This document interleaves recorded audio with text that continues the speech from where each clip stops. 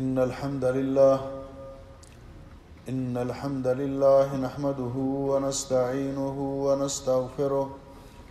ونعوذ بالله من شرور أنفسنا ومن سيئات أعمالنا من يهده الله فلا مضل له ومن يضلل فلا هادي له وأشهد أن لا إله إلا الله وحده لا شريك له وأشهد أن محمدًا عبده ورسوله يا أيها الذين آمنوا اتقوا الله حق تقاته ولا تموتن إلا وأنتم مسلمون يا أيها الناس اتقوا ربكم الذي خلقكم من نفس واحدة وخلق منها زوجها وبث منهما رجالا كثيرا ونساء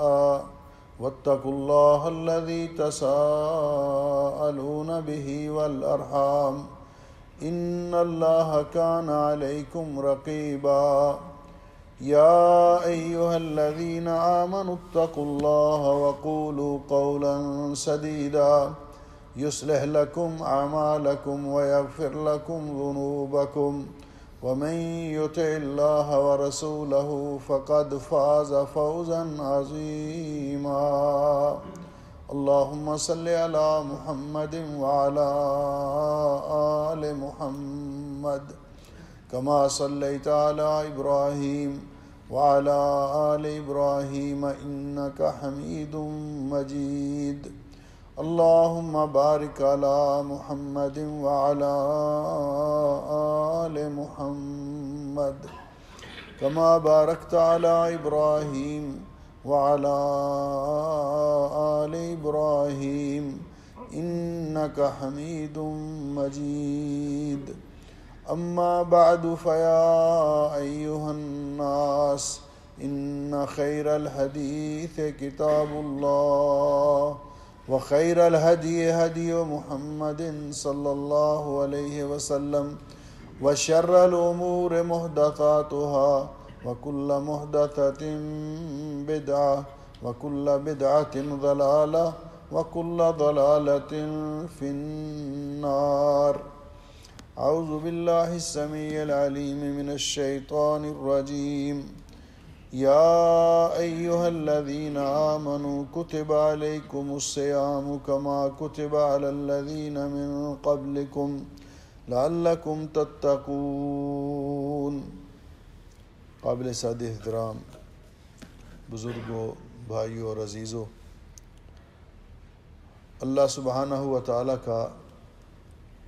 جس قدر شکر ادا کیا جائے کم ہے کہ اس محسن حقیقی نے اپنے فضل و رحمت سے ہمیں زندگی میں ایک بار پھر ماہ رمضان مبارک جیسا بابرکت موسم نصیب فرمایا ہے۔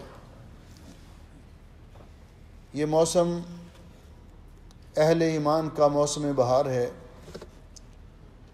اللہ سبحانہ و تعالی نے اپنے بندوں کی دنیاوی اور اخروی مصالح کے پیش نظر اس خیر و برکات سے بھرپور مہینے کے اندر بہت سارے فوائد و ثمرات اور برکات رکھی ہیں، جس میں جسمانی طور پر بھی انسان کی صحت کا پورا خیال رکھا گیا ہے اور روحانی طور پر بھی انسان کی ٹریننگ اور تربیت کی گئی ہے۔ لیکن اس بات کا شعور اور احساس بھی ہر مسلمان کو دامنگیر ہونا چاہیے کہ اللہ سبحانہ و تعالی نے اسلامی مہینے ان کی جو تعداد مقرر کی ہے 29 یا 30 ہے،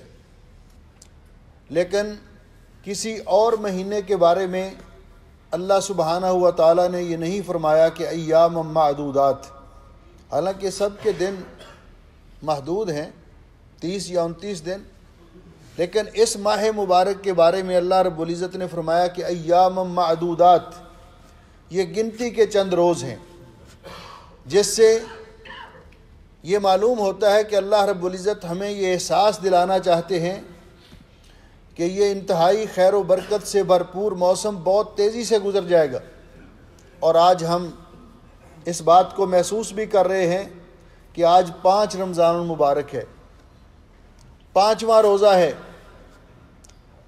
کس قدر تیزی سے یہ موسم گزر رہا ہے۔ اسی لیے کسی نے کہا ہے رمضان قصیر لا يتحمل التقصیر، یہ بہت مختصر موسم ہے جو کسی قسم کی کوتاہی، غفلت اور سستی کا متحمل نہیں ہے۔ اللہ سبحانہ و تعالی نے جن لوگوں کو اس ماہ مبارک کے اندر نیکی کرنے کی، روزہ رکھنے کی، باقی دیگر نیک اعمال کرنے کی توفیق بخشی، وہ بڑے ہی سعادت مند لوگ ہیں، اور وہ لوگ جن کی زندگی میں ماہ رمضان المبارک آیا اور وہ اس ماہ مبارک کی خیر و برکات سے فائدہ نہ اٹھا کر اپنی بخشش کا سامان پیدا نہ کر سکے، تو ان سے بڑا بد نصیب کوئی نہیں، سیاہ بخت کوئی نہیں۔ جس طرح کے پیارے نبی حضرت محمد رسول اللہ صلی اللہ علیہ وسلم نے فرمایا، عن ابی ہریرہ رضی اللہ تعالی عنہ قال قال رسول اللہ صلی اللہ علیہ وسلم، حضرت ابو ہریرہ رضی اللہ تعالیٰ عنہ بیان کرتے ہیں کہ رسول اکرم صلی اللہ علیہ وسلم نے فرمایا، من صام رمضان ایمانا واحتسابا غفر لہ ما تقدم من ذنبہ، جو آدمی اللہ کی رضا کے لیے اللہ سے ثواب طلب کرنے کی نیت سے اس ماہ مبارک کے روزے رکھتا ہے، اللہ سبحانہ و تعالیٰ اس کے پچھلے سارے گناہ معاف کر دیتے ہیں۔ اور آپ نے فرمایا، من قام رمضان ایمانا واحتسابا غفر لہ ما تقدم من ذنبہ، جو آدمی رمضان کی راتوں کو قیام کرتا ہے اللہ کی رضا کے لیے اور اللہ سے اجر و ثواب طلب کرتے ہوئے، اللہ اس کے پچھلے سارے گناہ معاف کر دیتا ہے۔ اور پھر فرمایا، اس ماہ مبارک کے اندر وہ بابرکت رات جس ایک رات کی عبادت 83 سال اور 4 مہینوں سے افضل ہے، 1000 مہینے سے افضل ہے۔ 83 سال اور 4 مہینے یہ مدت بنتی ہے۔ جس نے اس رات کو قیام کیا اللہ کی رضا کے لیے، غفر لہ ما تقدم من ذنبہ، اللہ تعالیٰ اس کے پچھلے گناہ معاف کر دیتا ہے۔ اور دوسری طرف فرمایا، وہ مشہور حدیث آپ نے سنی ہے کہ نبی پاک صلی اللہ علیہ وسلم نے حضرت کعب بن عجرہ رضی اللہ تعالیٰ عنہ کی روایت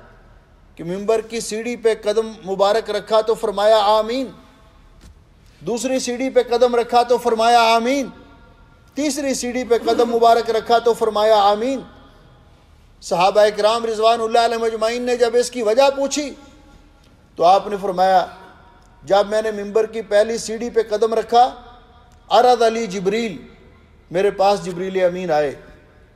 اور انہوں نے یہ بد دعا کی اور کہا، بعد من ادرک رمضان فلم یغفر لہ، وہ آدمی اللہ کی رحمت سے محروم ہو جائے، اللہ کی رحمت سے دور ہو، وہ آدمی سیاہ بخت ہے، بدبخت ہے، جس کی زندگی میں ماہ رمضان المبارک آیا اور وہ اپنے گناہ نہ بخشوا سکا۔ تو میں نے کہا آمین۔ ذرا اندازہ فرمائیے، جبریل امین سید الملائکہ بد دعا کر رہے ہیں اور رحمت للعالمین حضرت محمد الرسول اللہ صلی اللہ علیہ وسلم اس پر آمین کہہ رہے ہیں۔ کیا اس دعا کی قبولیت میں کوئی شک ہے؟ اس سے بڑا بدبخت کوئی نہیں جس کی زندگی میں یہ ماہ مبارک آیا اور وہ اپنے گناہ نہ بخشوا سکا اس مبارک مہینے میں۔ اور پھر یہاں تک بس نہیں، بلکہ اس کے لیے سخت سزا کی وعید سنائی نبی پاک صلی اللہ علیہ وسلم نے۔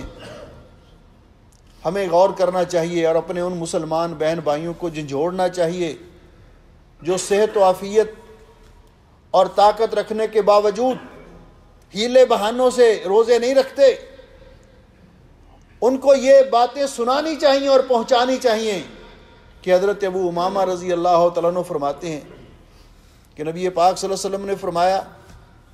ایک رات، یعنی آپ نے اپنا خواب بیان کیا، اور انبیاء علیہ السلام کے خواب اللہ کی طرف سے وحی ہوتے ہیں، سچے خواب ہوتے ہیں۔ آپ نے فرمایا میرے پاس 2 لوگ آئے اور انہوں نے مجھے اٹھایا اور اٹھا کر اپنے ساتھ لے گئے۔ چلتے چلتے ہم ایک ایسی جگہ پہ پہنچے جہاں پہ ایک بڑا دشوار گزار پہاڑ تھا جس پر چڑھنا بہت مشکل تھا۔ تو انہوں نے مجھے کہا اسعد، اس کے اوپر چڑھیے۔ میں نے کہا انی لا اطیقہ، اس پر چڑھنا بہت مشکل ہے، میں نہیں چڑھ سکتا۔ تو انہوں نے کہا انا سنسہلہ لک، ہم آپ کا تعاون کرتے ہیں۔ میں ان کے تعاون سے اس پہاڑ کے اوپر چڑھا، حتی اذا کنت فی سواء الجبل، جب میں اس پہاڑ کے ایک چوٹی پہ پہنچا تو میں نے وہاں لوگوں کے آہ و بکا کرنے کی، رونے اور چلانے کی آوازیں سنی۔ میں نے پوچھا ما ہذہ الاصوات، یہ آوازیں کہاں سے آ رہی ہیں؟ تو مجھے ان ساتھیوں نے بتلایا جو 2 فرشتے تھے، انہوں نے بتایا ھذا اواء اہل النار، یہ جہنمیوں کا رونا اور چلانا ہے، ان کی چیخ و پکار کی آوازیں ہیں۔ اللہ تعالی ہمیں اس سزا سے محفوظ فرمائے۔ اور اللہ سبحانہ و تعالیٰ سے ہم دعا کرتے ہیں کہ پیارے نبی حضرت محمد رسول اللہ صلی اللہ علیہ وسلم نے فرمایا ہے وَلِلَّهِ عُتَقَاءُ مِنَ النَّارِ وَذَلِكَ فِي كُلِّ لَيْلَةٍ، رمضان کی ہر رات کو اللہ تعالیٰ بہت سے لوگوں کو جہنم سے آزاد کرتے ہیں۔ اللہ سبحانہ و تعالیٰ ہمیں ان خوش نصیبوں میں لکھ دے جن کو اللہ تعالیٰ جہنم سے آزاد فرماتے ہیں، اور اللہ تعالیٰ ہم سب کو جنت الفردوس کے وارث بنائے۔ آپ نے فرمایا پھر مجھے وہ کچھ آگے لے کر گئے اور وہاں میں نے ایک بڑا دردناک منظر دیکھا۔ میں نے دیکھا کہ کچھ لوگوں کے پاؤں میں زنجیر ڈال کے ان کو الٹا لٹکایا گیا ہے اور ان کی باچھیں چیر دی گئی ہیں، وَتَسِيلُ أَشْدَاقُهُمْ دَمًا، اور ان کی باچھوں سے، منہ سے خون بہہ رہا ہے۔ میں نے کہا یہ بد نصیب کون ہیں؟ کہا یہ وہ لوگ ہیں جو اس وقت کھایا پیا کرتے تھے جب لوگ روزہ رکھا کرتے تھے، یہ روزہ خور ہیں۔ یہ اتنی سخت وعید اس لیے کہ روزہ، رمضان المبارک کے روزے اسلام کے 5 ارکان میں سے ایک اہم رکن ہے، اللہ رب العزت کی محبوب ترین عبادت ہے۔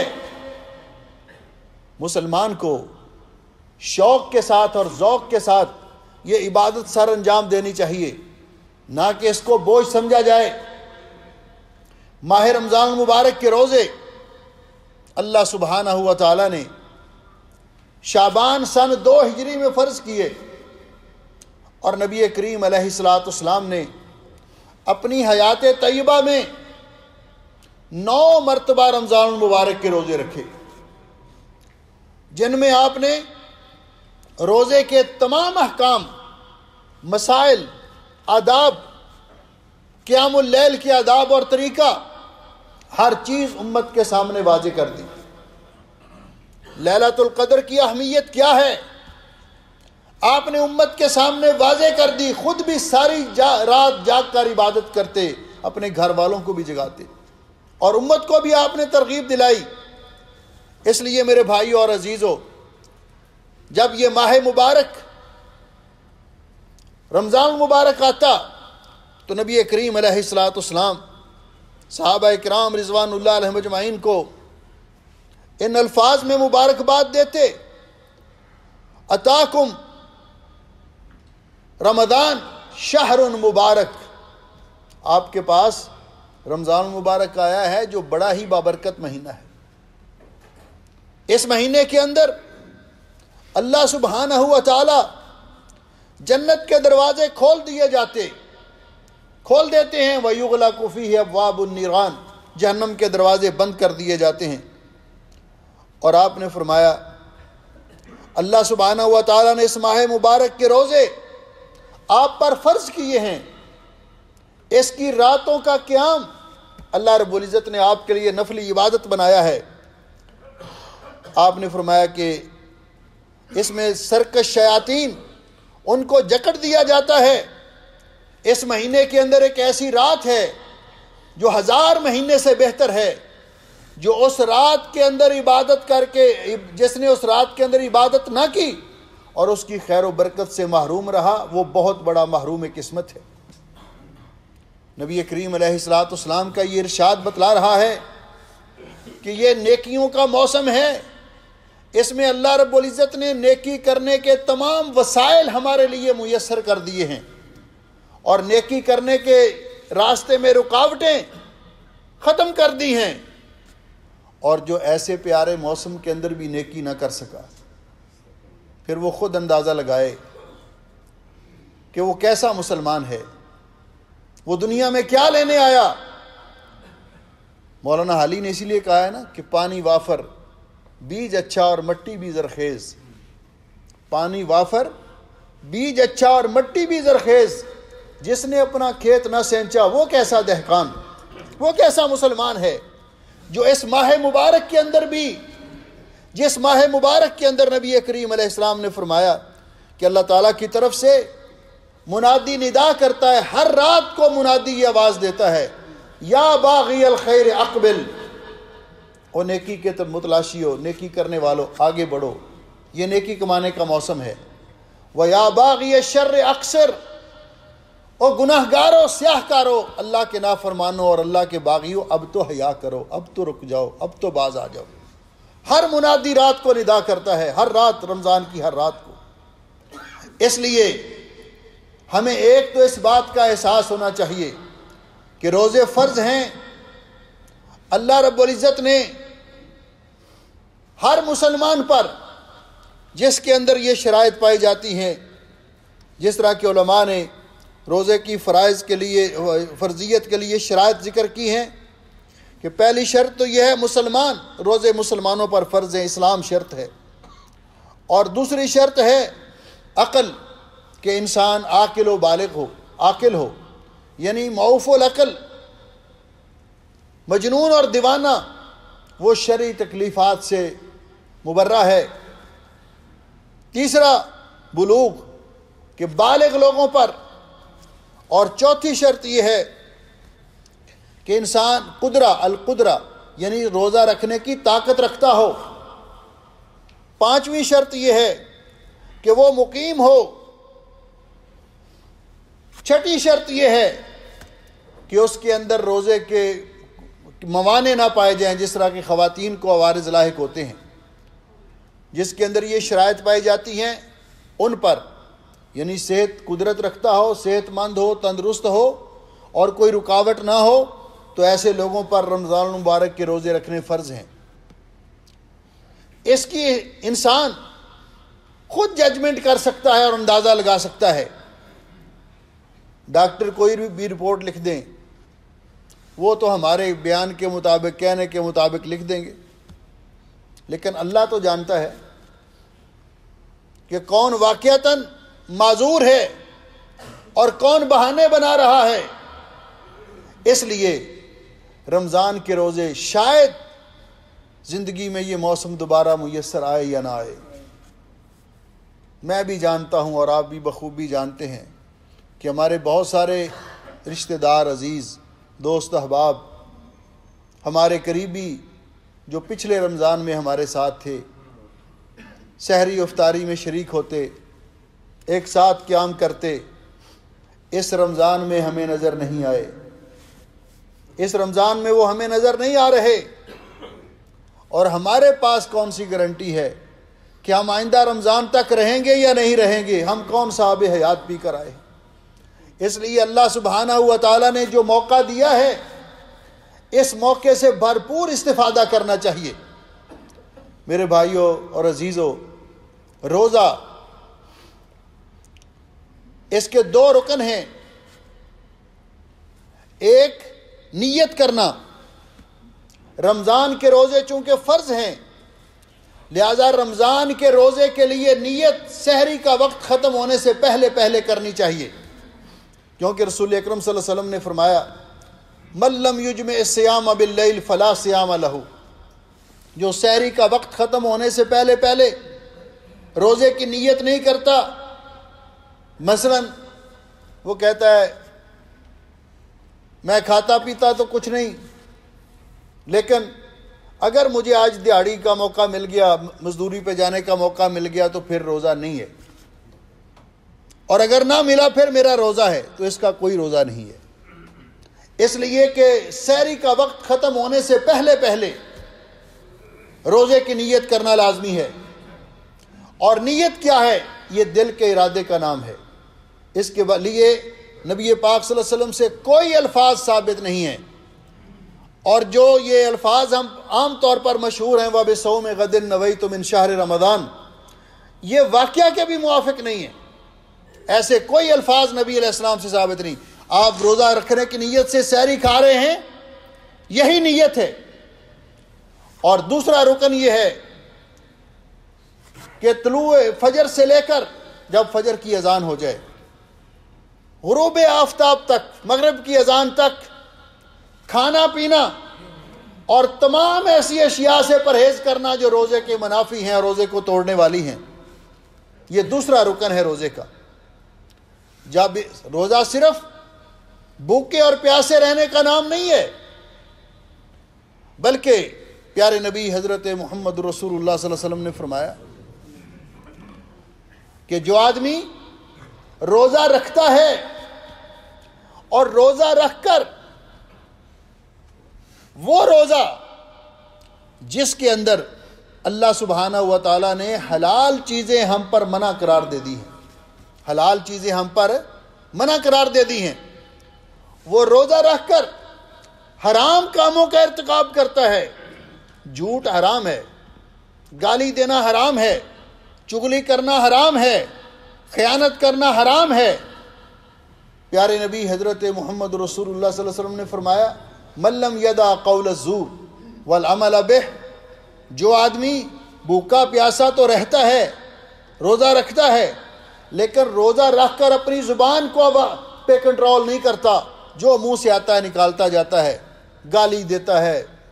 غیبت کرتا ہے، چغلیاں کرتا ہے، والعمل بہ، اور برے کاموں کو ترک نہیں کرتا، فلیس للہ حاجۃ فی ان یدع طعامہ وشرابہ، اللہ تعالیٰ کو اس کے بھوکے اور پیاسے رہنے کی کوئی ضرورت نہیں۔ اور نبی علیہ السلام نے فرمایا دوسری حدیث میں رب صائم، بہت سارے روزے دار ایسے ہیں لیس لہ من صیامہ الا الجوع والعطش، جن کو روزہ رکھنے سے بھوک اور پیاس کے سوا کچھ نصیب نہیں ہوتا۔ اسی لیے حضرت جابر رضی اللہ تعالیٰ عنہ فرمایا کرتے تھے، فرماتے ہیں نبی کریم علیہ الصلوۃ والسلام کے ارشادات کے پیش نظر نبی کریم علیہ السلام نے تو یہاں تک فرمایا، آپ نے فرمایا روزے دار روزے کی حالت میں کسی کے ساتھ الجھے، کسی کے ساتھ لڑائی جھگڑا کرے، یہ تو بہت دور کی بات ہے۔ ان صابہ احد او شاتمہ، اگر روزے دار کو کوئی برا بلا کہتا ہے یا اس کے ساتھ لڑنے جھگڑنے کی کوشش کرتا ہے، اس کو جوابی کارروائی نہیں کرنی چاہیے، بلکہ کہنا چاہیے انی امرؤ صائم، بھائی میں روزے دار ہوں، میں روزے سے ہوں، اس کو آگے سے یہ جواب دینا چاہیے۔ اس لیے حضرت جابر رضی اللہ تعالیٰ عنہ فرماتے ہیں اذا صمت، جب آپ روزہ رکھیں، فلیصم سمعک وبصرک ولسانک، فرماتے ہیں جب آپ روزہ رکھیں، بھوک اور پیاس برداشت کریں، تو آپ کی زبان کا بھی روزہ ہونا چاہیے، آپ اپنی نگاہوں کو بھی آوارگی سے روکیں، یہ نہیں کہ فیس بک پہ یوٹیوب پہ جو آئے دیکھتے رہیں، بازاروں میں گھوم جائیں وقت کٹی کے لیے، اور وہاں اللہ تعالیٰ نے جن چیزوں سے منع کیا ان کو دیکھیں۔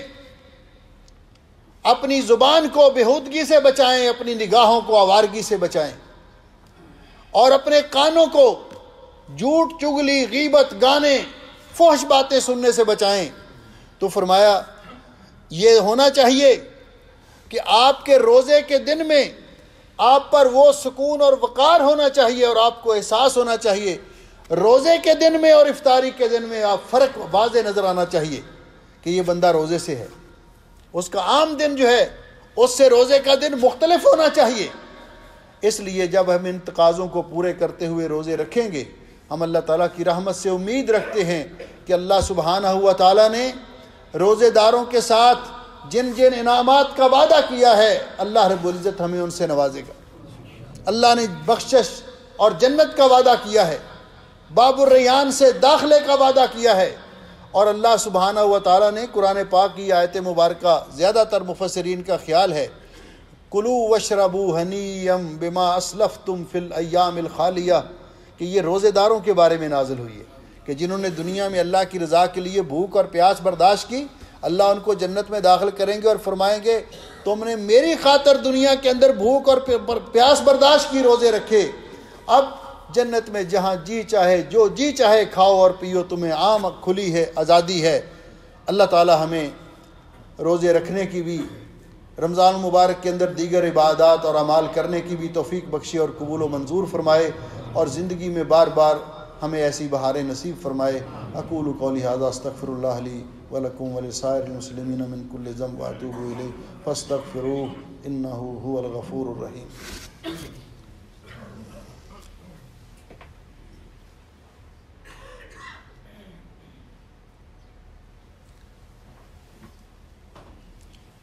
ان الحمد للہ نحمده ونستعینه ونستغفره ونعوذ باللہ من شرور انفسنا ومن سیئات اعمالنا من يهده الله فلا مضل له ومن يضلل فلا هادي له اشهد ان لا اله الا الله وحده لا شريك له واشهد ان محمدا عبده ورسوله اما بعد۔ محترم بھائیو اور عزیزو، رمضان مبارک کے اندر کرنے کے کام ایک تو روزہ رکھنا، دوسرا قرآن پاک کی تلاوت کرنا، تیسرا روزے داروں کو روزے افطار کروانا، صدقہ و خیرات کرنا، اللہ تعالیٰ اگر توفیق بخشے تو عمرہ کرنا، کیونکہ رمضان مبارک کے اندر عمرے کا ثواب حج کے برابر ہے، آخری عشرے میں لیلۃ القدر کو تلاش کرنا اور اعتکاف کرنا، یہ وہ اہم کام ہیں جن کا ہمیں روزے کے اندر اہتمام کرنا چاہیے۔ روزہ انسان رکھ لیتا ہے تو کچھ چیزیں ایسی ہیں کہ جن کے ساتھ روزہ ٹوٹ جاتا ہے، جان بوجھ کے کھانا پینا، بھوک لگی ہے، پیاس لگی، برداشت نہیں کیا، کچھ کھا پی لیا،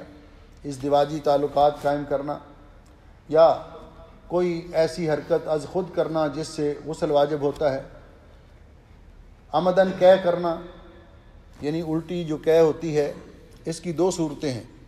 ایک تو آدمی نے سحری کھائی اور طبیعت میں متلی ہوئی اور وہ برداشت نہیں کر سکا، روک نہیں سکا، تو اس کو قے آ گئی زبردستی، تو ایسے آدمی کا روزہ اس کو پورا کرنا چاہیے، اس کا روزہ نہیں ٹوٹتا۔ لیکن اگر جان بوجھ کر قے کرے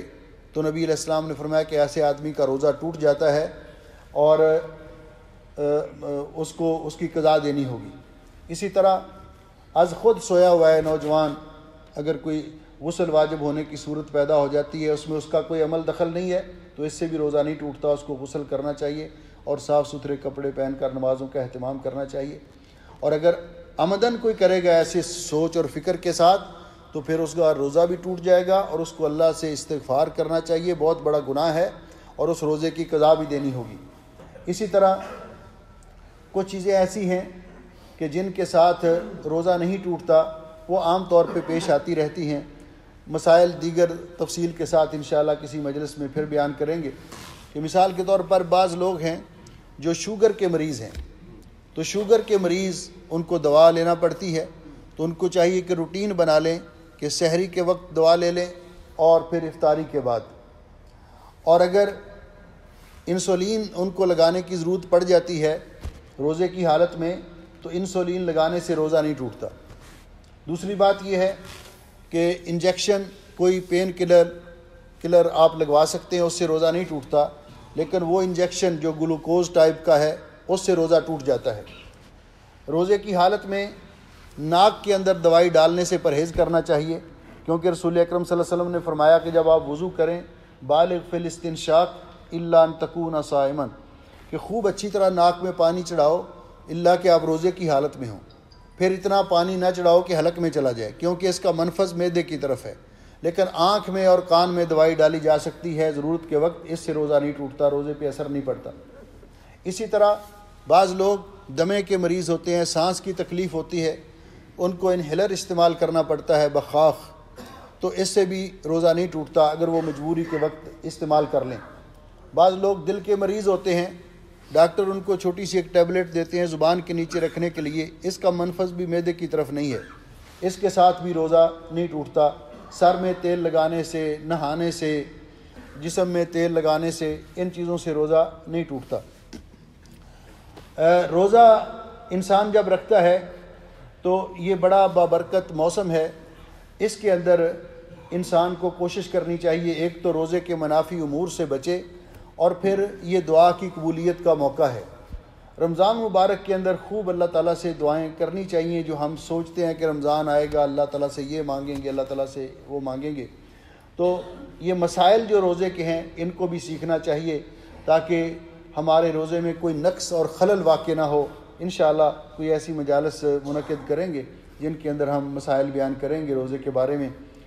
بیماروں کے لیے دعا کریں۔ ہمارے ایک بھائی ہیں، بھائی صداقت علی، ان کے بھتیجے بھائی الیاس کے بیٹے، وہ پاکستان میں وفات پا گئے، بالکل ینگ تھے، نوجوان تھے، ان کے لیے بھی دعا کریں کہ اللہ تعالیٰ ان کی مغفرت فرمائے۔ ہم